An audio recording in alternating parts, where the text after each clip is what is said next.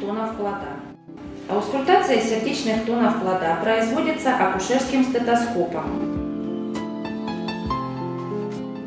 имеющим широкий раструб, плотно прижимая который к передней брюшной стенке и постепенно передвигая его по всему животу, находят точку ясного сердцебиения плода.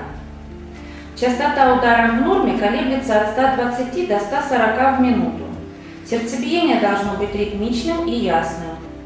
При головных предлежаниях сердцебиение плода лучше всего прослушивается ниже пупка.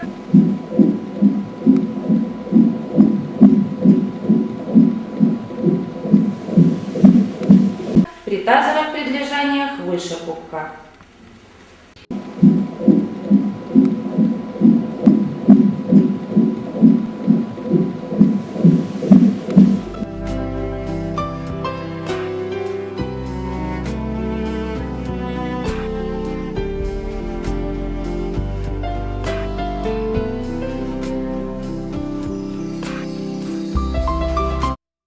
Сейчас мы проведем исследование кардиотокографии плода.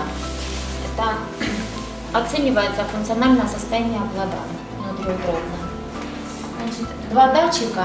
Верхний датчик — это тонус матки, записывается на пленочку. Нижний датчик регистрируется сердцебиение плода. Ритмичные сокращения — это частота сердцебиения вашего плода. Идет регистрация частоты сердцебиения и тонуса матки. Запись идет на пленку. Определение веса внутриутробного плода. Беременная лежит на спине. Акушер находится сбоку от нее и лицом к ней. Измерение окружности живота. Сантиметровой лентой на уровне пупка определяют окружность живота.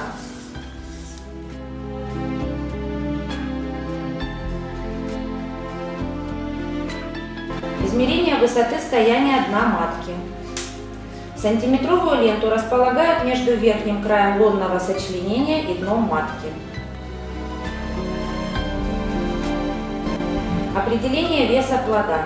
Окружность живота умножаем на высоту стояния дна матки.